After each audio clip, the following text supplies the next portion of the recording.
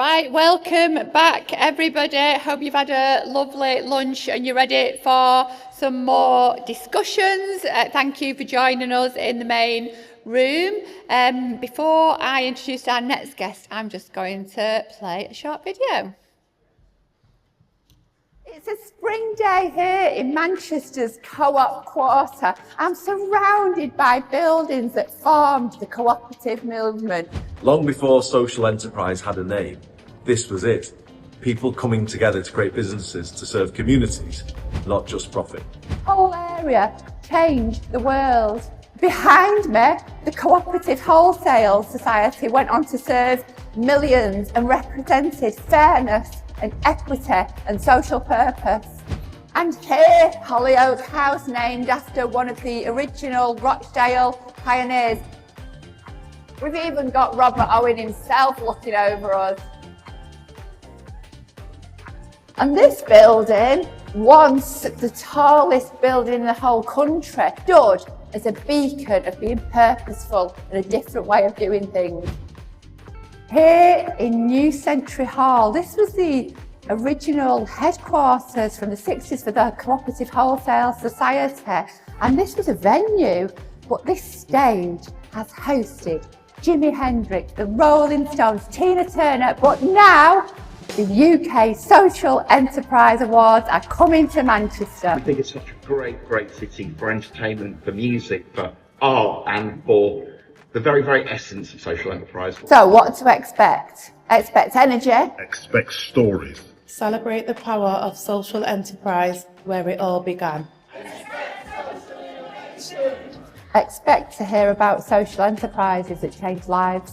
Expect stories of impact, resilience and innovation. Expect the sector coming together as one. Expect ideas that change lives. Expect Manchester. Sorry, expect rain. Because the city knows how to turn up, whatever the weather. From the Brits, to the Mobos, to the Tour de France, Manchester delivers moments that matter. We are looking forward to being with you in Manchester, the home of the Rochdale pioneers, to celebrate the very best of our sector, our movement. And the theme will be because in these times of challenge, nothing else matters than finding common cause and unity. So we're looking forward to seeing you there.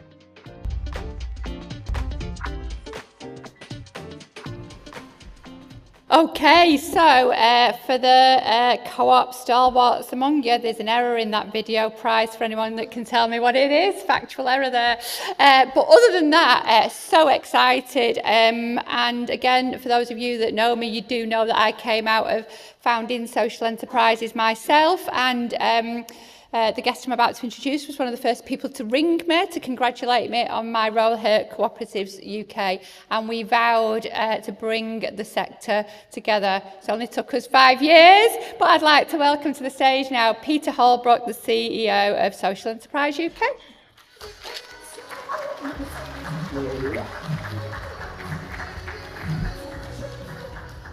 Well, Congress, this is my first time with you, so I am well beyond the period of time that I should have been here. I've been to many of your events, and it's just nice to be with my extended family. I came up here to make a very big announcement. Well, you've just seen the video, and sort of the big reveal is done. That was the announcement. I hope those of you with a nervous disposition managed to stay calm and healthy. I came to announce this news, and so the job is kind of done. So with my remaining 3 minutes, I'll improvise and do what we do best in Britain, which is stand up and confirm something that you already know. Yes, this year, for the first time ever, Social Enterprise UK and Co-ops UK are teaming up to deliver their UK Social Enterprise Awards in Greater Manchester. I know. Now, it might not feel like your usual big announcement, like the collapse of a government, or even the death of a president, but hey, give it a week or two, miracles and all that. But this is important not only within our world of cooperation and social enterprise, because I think right now what we are seeing is the opposite of cooperation across our country and our world. We are seeing a very frightening trajectory towards greater division. And actually, we've got a brilliant story to tell. And the way we defeat the narrative division is to show people that an alternative is already happening. It's not a theory, it's not a notion. Cooperation, social business.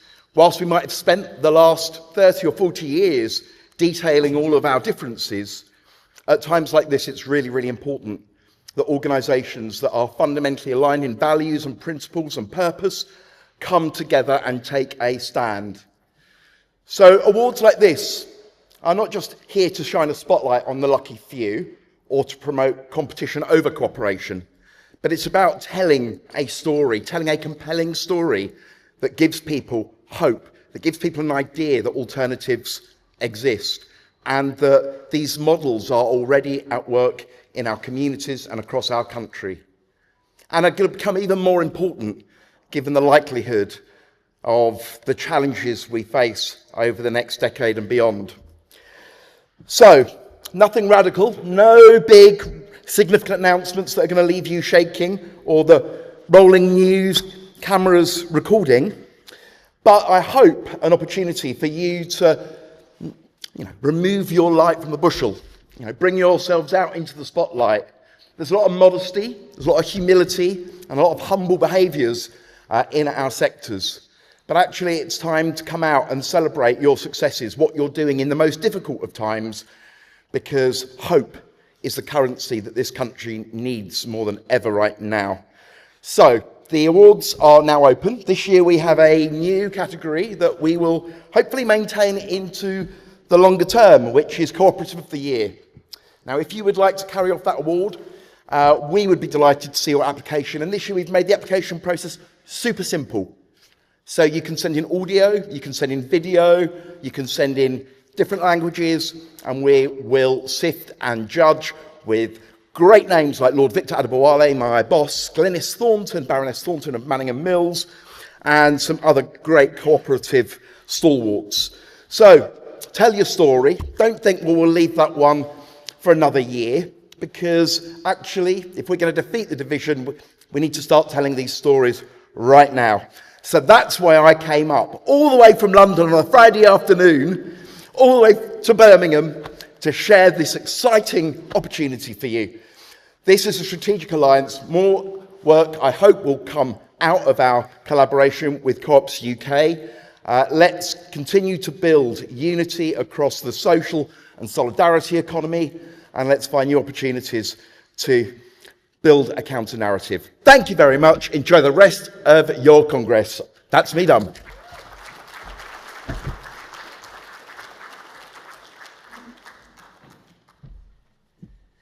Right, okay. For those of you that are regulars to Congress, you'll know we always like to put a spotlight on the local areas and city regions that we are in. And the West Midlands has been home to important work. I mean, the West Midlands, the very first building society started here 200 years ago. No stranger to mutuals.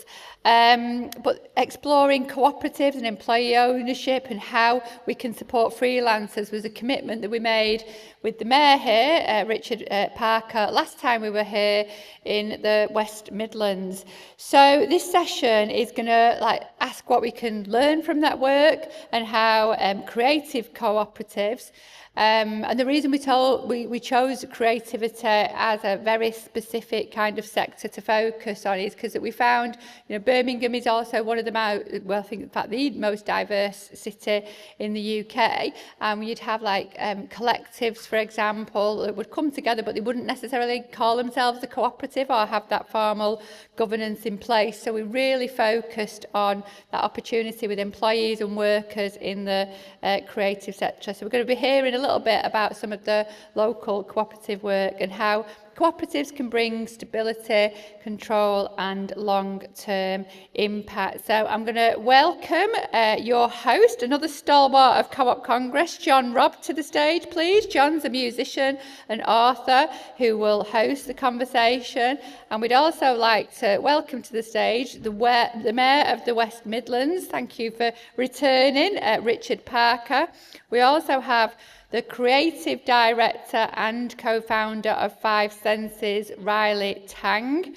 We have Sebas Howe, who's the co-director and producer at ITZATNA Arts, and we have Steve Hawkes, who's co-founder of the Developer Society. So please welcome John and this esteemed panel to the stage. Thank you.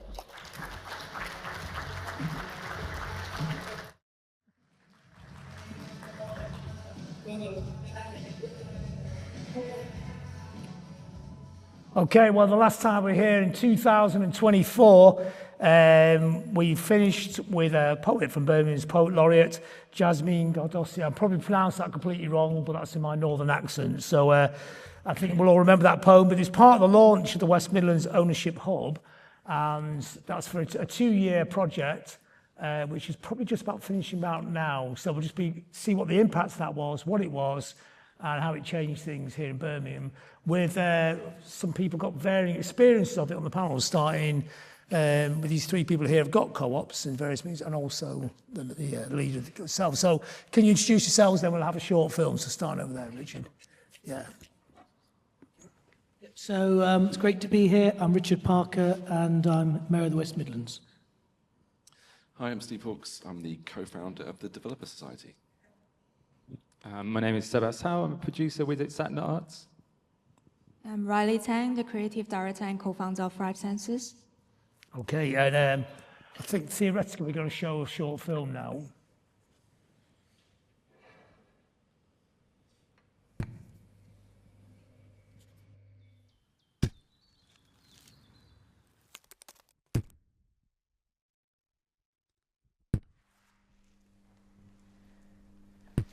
When a hand comes to know that it's part of a limb, when its wrist and its forearm work with it in sync, when a finger learns that it's 10 of a kind, and when all of them join to be led by one mind, when your knuckles come together, look how they make a fist. The closer they sit on your palm, the tighter they grip. When the right hand knows there's a left, it understands its role. And when they work as one, that's when they take a hold. When muscles are part of a group, they know when to push and to pull. Veins know where they are in the flow. The more consistent the pulse. And your heart is a part of a system. And your vessels are links in a chain. Your body will find its own rhythm. When your gut is one of 2 brains. What if one of us can be the limb? When another of us needs a hand? What if one of us can be the whole backbone? And what if that means we can all take a stand, so be part of it? So we don't stand alone. Be part of it. So we keep on improving, be part of it. We belong to a body, so be part of it. And start a movement. Be part of it. Be part of it. Be part of it. Be part of it. Be part of it. Be part of it. Be part of it. Be part of it. Be part of it. Be part of it. Be part of it.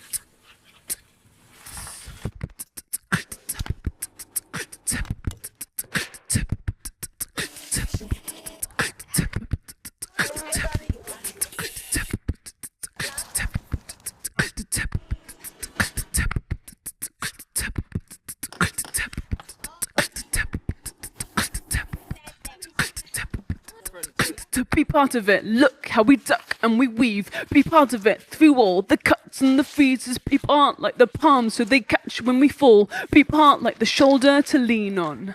Be part of it and harmonize a hand and an eye. Be part of the teamwork and also the timing. Be part of the spirit. We have what it takes to outmaneuver the giants.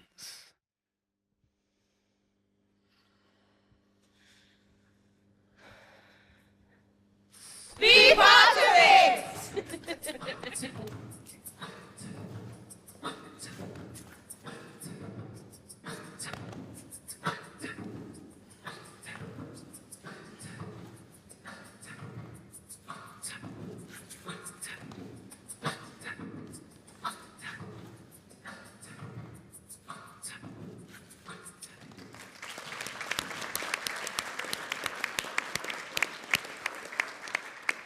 So we'll start with you, Richard. I mean, can you explain what the Ownership Hub is?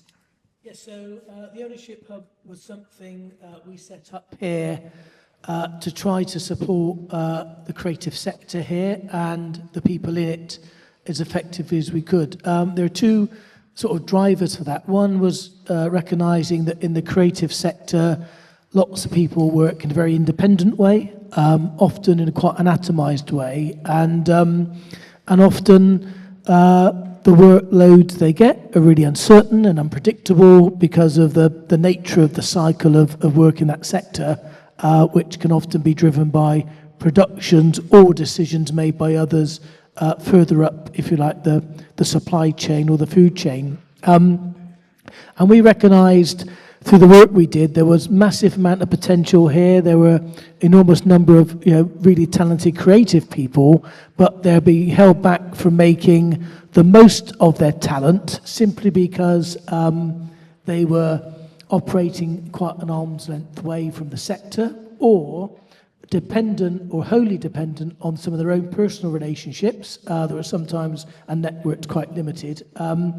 And their connectivity and understanding of those that could be making film productions here, or TV films, or even what the BBC were doing, they were some distance from those decision makers, so felt out of the loop. And often by the time opportunities arose, they were already behind the curve, or they missed out on them, irrespective of their talent or their ability to do that work really well, or the fact that others that were less well placed were often winning that work. So we wanted to put this hub in place to bring some of that creative talent together, in the first place to understand it a bit more, but look at the benefits those in the sector might reap from working more collectively, in a more joined up way, sharing their skills and expertise and their networks to help them grow their businesses, and to help them ensure that the way they develop their businesses and their future pipeline of work, that it was more sustainable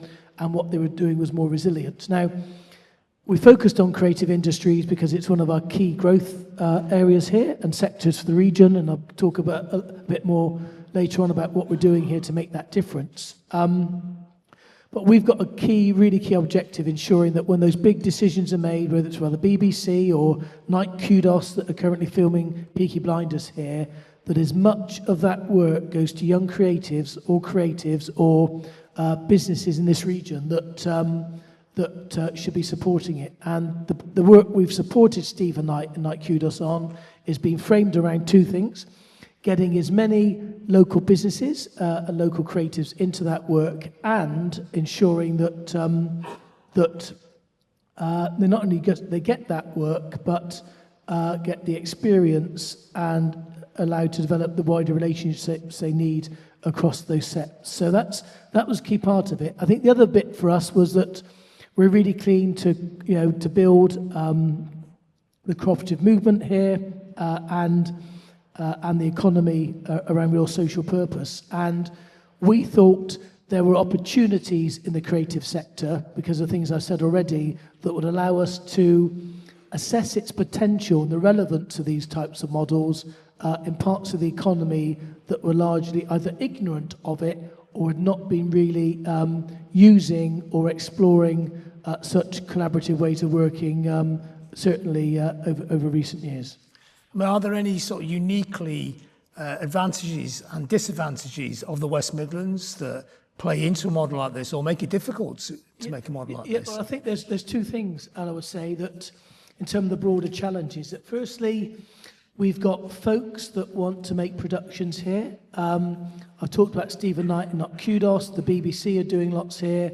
Just a few weeks ago, well, actually currently still, we've got a studio from Mumbai making a film here, and I visited their Bollywood studios, as has the Prime Minister over the last 6 months, and that's part of a free trade agreement with India that the government's now got. But the big issue that holding back lots of folks that want to produce stuff here, make stuff here, is the access to talent. And the reality is, and we know this, the talent is here, but the talent was finding it very difficult to connect with the folks that are making stuff here, and vice versa. And that's why we've made, and that's been the biggest obstacle in this sector that can be quite atomized and based on networks. Stephen Knight's a great man. He comes from the region, he understands it, he's investing in it, he writes about it. He wrote the introduction to my growth plan. For those of you might not be interested in my growth plan, you ought to read the intro because it's an absolute work of genius in itself. But Stephen also wanted to do as much as he could to work with us to support the growth of the creative sector here and support young people. Stephen never made any money from his profession until he was mid-40s. He's now mid-60s.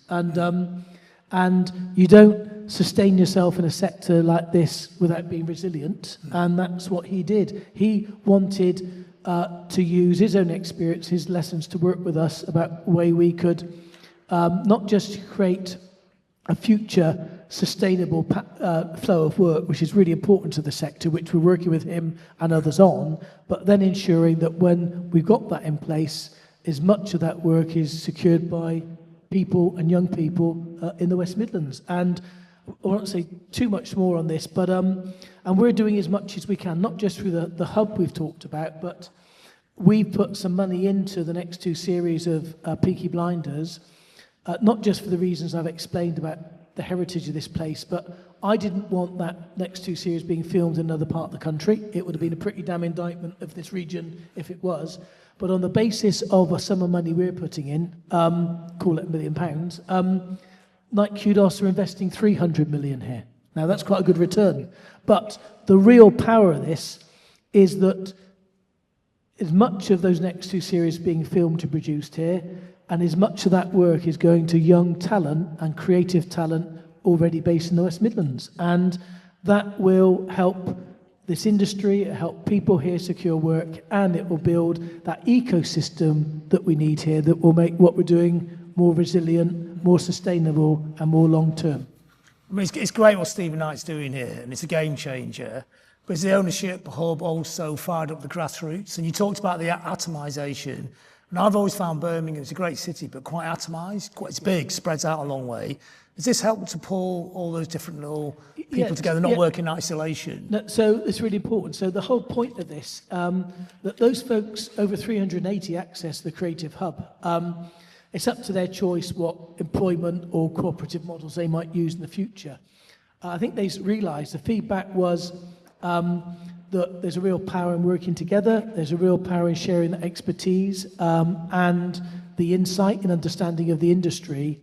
The bit that we're really keen to do is then help create that pipeline of work that will make that way of working more sustainable and opening up those pathways. Some of the great creative businesses I've visited in this region, from animators to folks that are building film sets or using technology to drive the pace of creative design, have got employment and ownership models that are based on cooperative ways of working. So there's a real power in that. But I'll come back to it in terms of my role. I can't tell people how to work. I can give them a way of doing it really effectively in a sector that is atomized.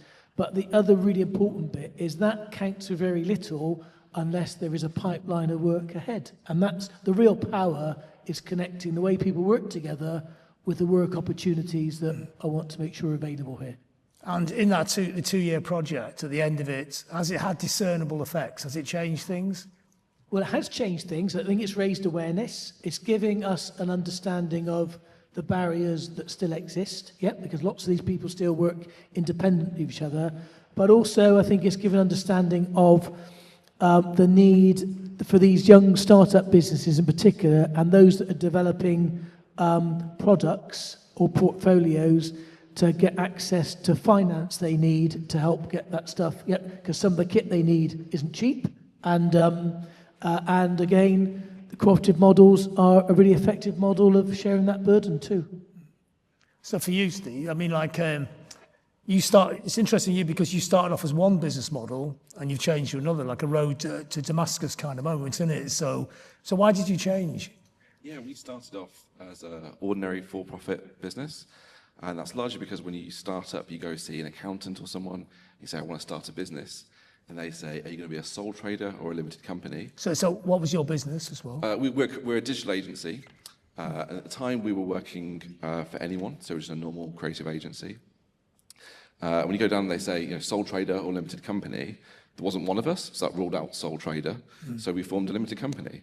And after running that for a number of years, we came across a moment where we went for a bid for a charity project, and we didn't get awarded the bid. And when asking for feedback, there was another agency with a slightly different structure, and they felt it was more ethically aligned with what they were doing, which caused us to ask the question, what was that model, and what could we do differently, which then opened up a load of possibilities for us that then led us to change to be a community benefit society that was not-for-profit, and that much more aligned with what we were doing day to day already. So really, it was a way of codifying our practice and culture and values through our legal wrapper and shape.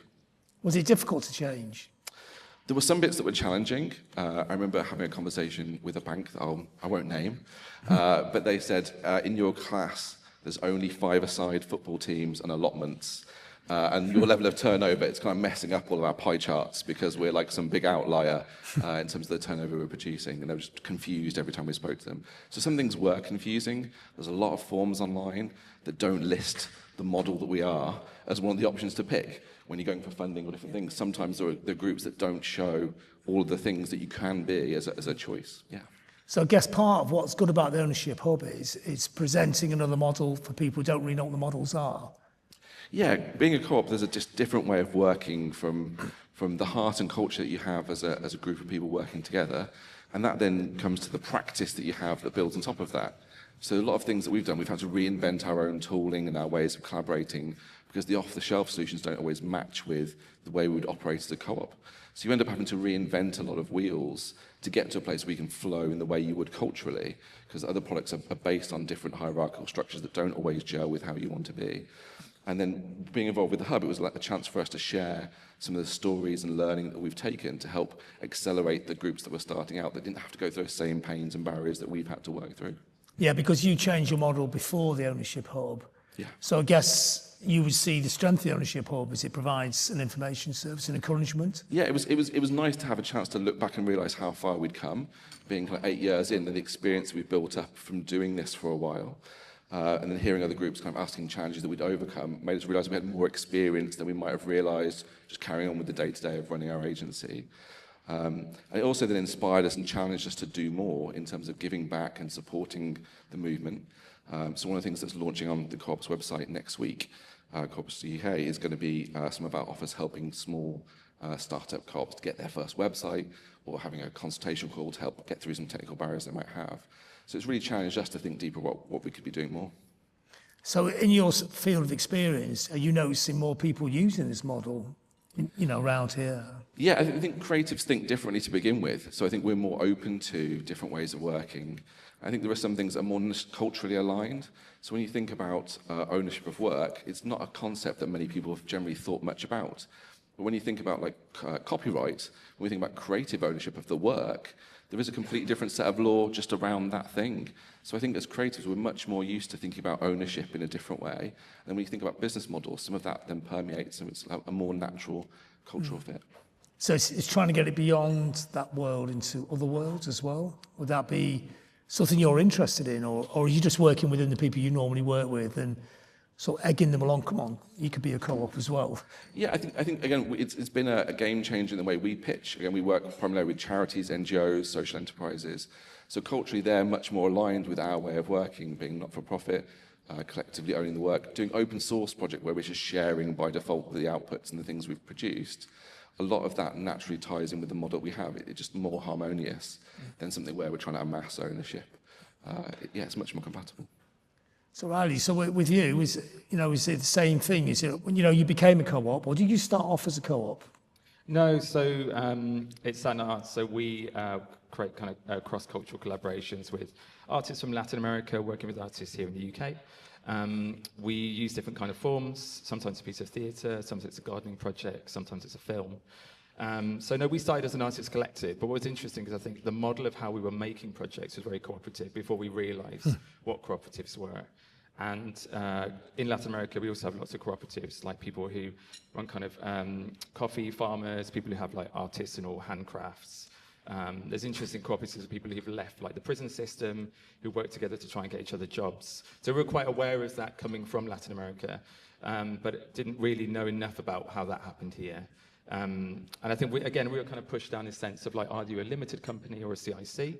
And it never felt quite right with us because we were making everything so collectively already, and kind of the decision-making process about what we were making was shared by everybody, including the outcome. So being a cooperative felt quite natural for us as the next step. What was the difference so you became a co-op? Was it just a different way of organising? If you're already organised in that way, was it just a different name for what you were doing, or was there actually differences that worked very well for you? Yeah, so I think what really works for us is the fact we now have a language of which to talk about what we were doing quite loosely as like a collective of artists. And I think the way artists talk about kind of their work can feel a bit abstract and a bit poetic, and it doesn't always kind of translate particularly well into kind of like UK legislation or business. But I think the cooperative model really helped kind of bridge that gap for us. And in a business sense, you got you more organised. It's a legitimate model. Did that help? That's actually think you're doing it anyway. No other way of doing it. You think, oh, this is actually how people do it. Yeah, absolutely. Because like now we can have a bank account in our name. We have a kind of set of governing documents. We can go for bigger funding pots that you just can't go for as a single person or an individual. I mean, with the ownership hub, was that? I mean, I guess you'd already set up before that came in, or was that help, or is it something you were aware of before this? And have you seen its effects in the city as well, in the region?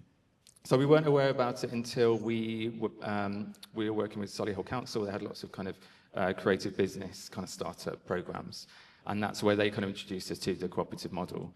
And through that, we went to the West Midlands Ownership Hub. But because it's been quite recent to us, we're still kind of learning about it because it's still quite new. Mm-hmm. Okay, so Riley, so your model as well is a co-op. So how long have you been doing your co-op for? We just officially incorporated this March, so it's like just a few months ago. Yeah. But we actually met on the incubator, which is a business lab that's hosted by the West Ownership Hub. So we actually met each other on that workshop, and then we formed 5 Senses from that, which is like a year ago. And then throughout the year, we get the support from the hub. So we have some online workshops as well as some in-person workshops to get to know more about the business model, whether being a co-op would be good for like long term, and how to really get support like the financial side, which is very practical. So also we chose to become a co-op, and yeah, so we are really grateful for the hub for all of the support. So how did you find working with the hub? Is it, is it very easy to work with? Is it easy to even know it's there, to find it in the first place? Yeah, it's quite easy because on the incubator workshop, we are actually the winner group, which we were awarded for the support to becoming a co-op. That's why we want to really develop 5 Senses as a cooperative. And through that, we have some direct support from them. So there is some accelerator program for us and someone being our advisor. And so throughout, we feel very supported. So with the advice and having an advisor, is it very hands-on, or is it just something when you have a question, you just get in touch with them? Or is it every week, or is it every day, or how's the process work? So we have some, we can get like bookings with them, and with emails, they will reply to our emails with any questions. And we did have some workshops in Solihull. And I remember it's like a day workshop for us, and just really help us to get to know more about what we want 5 Senses to be. And that would be really like full package, I would say. And for you personally, what do you find the advantages of working as a co-op? So, for you personally, for your business, what are the advantages or the positives of working as a co-op? Positive. More practically, just like what Sebas said, getting a bank account. This is really important because if you start apply for grants or fundings, you need an account. And as a co-op, you can get help. We have support from the cooperative bank as well. So there's someone helping us with the application, which we felt really easy to get everything set before we really like looking for more and more funds to help us start. And also, aside from that, as a practical model, is it good for you to work in that way as a business? Not just the business side of it, but actually it's just the day-to-day running of it. Does it work as a co-op? Is that a better way of running a business? I would say we're still learning because we're very new, so we are absorbing a lot of information. But we feel like this is like a family, which we got each other's back. So we are like, still learning, I would say, I mean, you talk about that before, like the co-op of co-ops, isn't it? That you all not all, but most of you kind of know each other. So not just using the hub to get information, but actually getting information, problem solving between all the co-ops. Yeah, there are lots of really fantastic groups out there. There are groups like CoTech, which are a collective of lots of digitally focused or technology focused cooperatives and similar groups that are collaborating. And so there are those places, there's lots of idea sharing and getting through those hurdles and kind of bits that people are figuring and learning through culture and resolving some of those issues. Yeah, there's lots of things like that exist. And by nature, already you are in a co-op. So if people ring you up for advice, you're quite happy to give it as well, aren't you? Yeah, and that's something we obviously do professionally. We do a lot of consulting and support and digital strategy work. But then taking that thing that we have as experience and take for granted sometimes and offering that in a different shape in different groups. So if you're not a digital agency, but you're a small co-op, we can probably help you with some of those teething difficulties you might come across. So try and make that more available is something that we were inspired to do through talking to the people that were in the hub. I mean, do you think ultimately it's a better way of having a business, really, isn't it? Instead of being, like the cliched idea of having the one person who runs it, the Elon Musk model, basically, isn't it? Just the mad person who runs it, makes all the decisions. It's better to have it as a team, isn't it? You pitch in and you work it all out between yourselves. Do you think that's a better model? Yeah, around the time that we converted, I was definitely getting spammed almost daily with people saying that you should sell your business now. And really what that means is the whole of your team is probably going to get fired. You might then be able to buy a yacht, which personally just never appealed to me. It's always felt like a wet caravan. I couldn't get my head around it. And so we really were looking for a long-term career of enjoyment, something to really spend over the long term and potentially to outlive me as like a legacy that it could be a vehicle for other people to have careers through. And so the fundamental model just didn't fit with what we were trying to achieve. So it really does give you an alternative to that way of thinking. Yeah. So, I mean, ultimately, arguably, it's a better business model anyway. Yeah, I mean, when you look at the resilience of cooperatives, when difficult things happen, as a good example, there's loads of data showing that cooperatives better perform through things like COVID. I know as a director sitting down with my team and saying, right, this is a hard moment that we're in, this is how we're going to deal with it together. And the co-ownership that we were genuinely all in this together, as opposed to it being a manager in an ivory tower dictating what's going to happen to some other people that might not always be pleasant. It was a completely different type of conversation. I think we got through that scenario much better because we were a cooperative. Sebas, is that your experience of it as well? Working together is a much better model. Business-wise, of course, it's better for a business and it's better actually for your head as well, isn't it? Working in teams. Yeah, absolutely.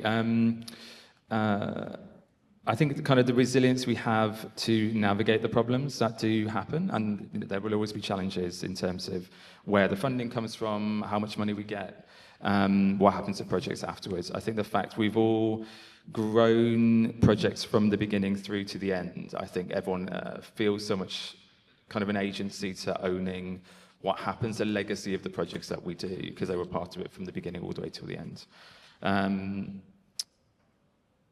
Yeah, so I think for us, it's really key. I think we think a lot about family. It's interesting when you talk about kind of having a sense of family. I started the cooperative now with my father, and we've always had this idea of like a sense of expanding our family and like who is our family, the chosen family that we choose. And I think that kind of relationship is really key because it's kind of beyond just a sense of like we're all just workers together. There's a kind of an emotional tie that connects us to thinking that we want the cooperative to continue even beyond this at some point.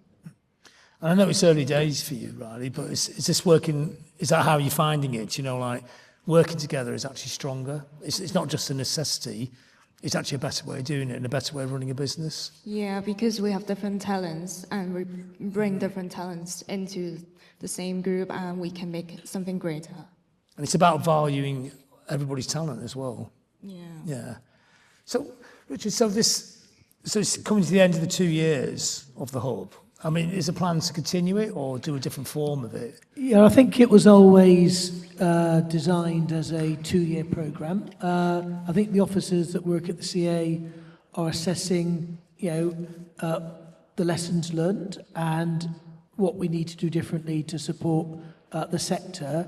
And I'm expecting some advice to come out of them about what we do to build on this experience in the future, not just within creative, but other sectors too. And it reminds me when we were having this conversation about finance and growth and the benefits, and lots of the owners of these businesses talked about the values that underpin this that are really, really important. And I think those values make these businesses stronger, more resilient, more relevant to their audience. And I was just reflecting on a visit I made to a non-creative sector business in this city about 6 months ago that is an owner-managed business, or equivalent of cooperative, that came out of research in the university, and they've been developing tests that detect some cancers a lot earlier than normally, and that has profound impact on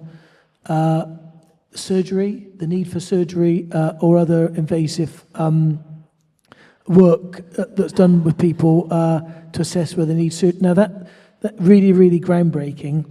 That business grew enormously during the COVID era because they developed some of the test kits that allowed those tests to be made. They made a lot of money globally. Rather than pay their 10 or 15 employees a lot of money, rather than sell out to American businesses that want to buy them, they reinvested everything back in the business, so they could help the business move on to the next stage in its development. If the ownership structure was very different, the result may have been very, very different. But their commitment to what they do, to the way the business is run, the fact to that business to succeed, it needs not just brilliant business people and marketers, it needs expert scientists, researchers, technical people, experts in AI. The strength of that business, its resilience, comes from that skill base it needs, and everyone is equally important in that business. And they made a decision that will ensure that business is resilient in the future and has the potential to create hundreds, if not thousands, of jobs here in the future. And two penny businesses with different models make decisions to take the cash now, and move on. And that is to the detriment of those businesses, often to the detriment of the R&D going on. It's the detriment, in that case, will be to our health service. And it's going to be to the detriment of sort of job creation in this region. And this is, that's just an example for another sector of the way in which, and these folks are just quite early in the genesis of their businesses and it's not just about the business model being resilient. I think it builds a forward resilience into it, and it can result and should result in better decision making too. So how, in your role, how can you facilitate this? Is this a continuation of the hub, or is it just lots of different ideas? So I think I will take very few decisions I make are based on the mayor just saying I want to do this stuff, by the way. And of course it should be like that. The decision I made to support Peaky Blinders stuff may have been a bit different, but I did have to get it through my board at the time. So we'll wait for some of the evidence to be produced for me about the benefits we made, and then I think we'll look. Well, we will. I want us to look at ways we can move that program on in the future, so it becomes more relevant and has a wider reach and wider appeal, because it's not simply creative industries. There are whole other set of sectors now across this region where there are really talented people, particularly young people, building their businesses, and coming across this model shouldn't be based on happenstance or an afterthought. It should be something that is understood, and there should be an awareness of it directly from the outset. So you don't get there as a result of ruling out other options necessarily, or thinking there are no other options available. It should be a part of a rational set of decisions about the best way to work, the best way to do business, and the best way to grow a business. I mean, for you, Steve, what would you like to see? Would you like to see more active encouragement, or a better framework, or a bigger framework, or more knowledge, or do you think it's working very well and people just finding this kind of system, this way of working, just naturally? It's a really good question. I think some of it is about awareness. Again, those two options I was presented didn't include co-op as a route. So I think as one of the foundational things, we have to have more awareness and more options. I think over time, coming across accountants that were cooperatives themselves, obviously they would then recommend different things. So as you kind of get a wider awareness of what's there, that kind of starts to build up a network of services. We've definitely been kind of nagging the bank that we were with that they should make more of the different group we're in, treat us differently because of how we don't match the other groups they've previously put us in a bucket with. Seeing then the groups like us and other agencies in the space that have been very successful, hopefully then become case studies for others to see that there are other ways of doing things that just work better, perform better. I think that can hopefully lead to some of that foundational awareness over time. So just more information, more awareness. I mean, do you find that as well, Sebas? Do you think there should be more information out there, or an easier way to, if you're a startup now, you're 18, living 4 miles away from here, how would you find out about all this stuff? Yeah, I mean, it's a great question. Yeah, I think definitely more awareness, more ownership hubs across the UK for kind of longer term. I think we only found out about it quite late. We were lucky enough to come in right at the end of that. But had we known about it sooner, I think we definitely would have jumped on board. And then kind of approaching kind of younger people to start co-ops, because I think, again, I feel young people are siphoned off into the sense of making like the limited company and thinking that's the only model, and just having that information to think there's lots of different, being informed to make those choices, as you say, rather than always feeling like you're kind of being shoehorned into something without having the full spectrum. And for you, Riley, I mean, you're an example of somebody did find this, aren't you? So the information is out there and you found that information. So would you be like, somebody waves a flag for this now to spread the information onto other people? Yeah, and hopefully to more communities, because like for my minorities, they are having like more challenging time to really put themselves out there as well. And it's really great to have such an opportunity to bring talents together, especially for creatives. Sometimes we can be open to ideas, but a bit like, I don't know, just not that clear about business, how to like really get the infrastructure of that. So like given this structure, we can really bring the creative ideas to life.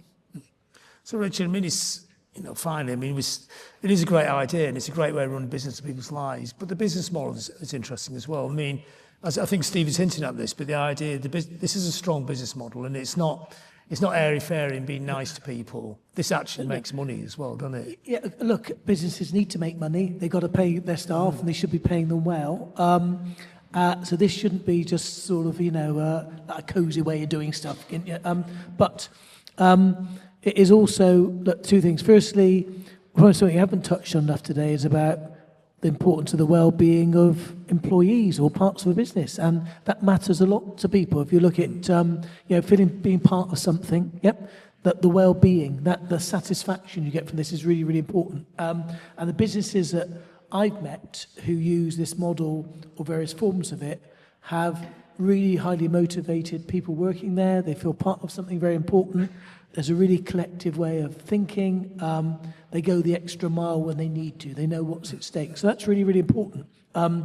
But no one running any of these businesses here or the ones I've met are doing that without a real sense of rigor about what they do. Yep, very clear objectives, sense of purpose, very clear missions.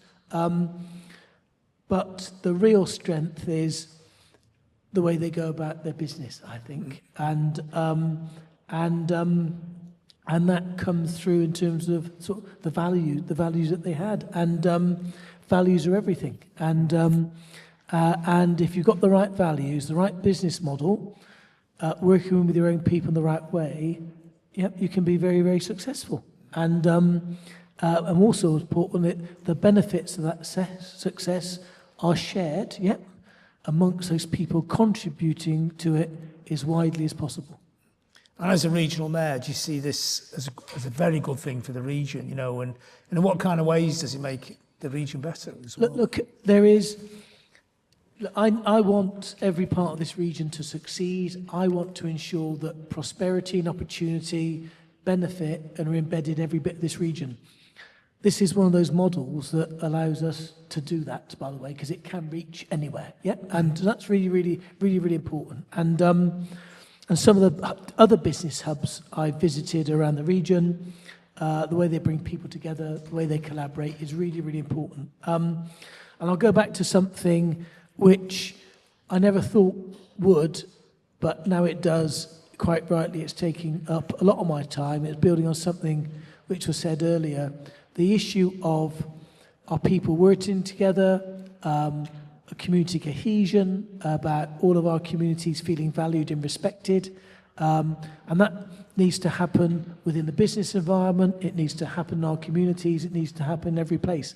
So the models we've talked about, the values that underpin them about inclusiveness, about shared responsibility, mutual respect, about, you know, behaviours are really important, supporting a really strong set of values about doing the right thing and doing it the right way are absolutely fabric to this. So beyond the business model, beyond the way that co-workers might work together, there is something about what we're discussing today that has an even greater relevance and resonance, I think, in this city, in this region today, and probably the country, than perhaps it has done for many decades.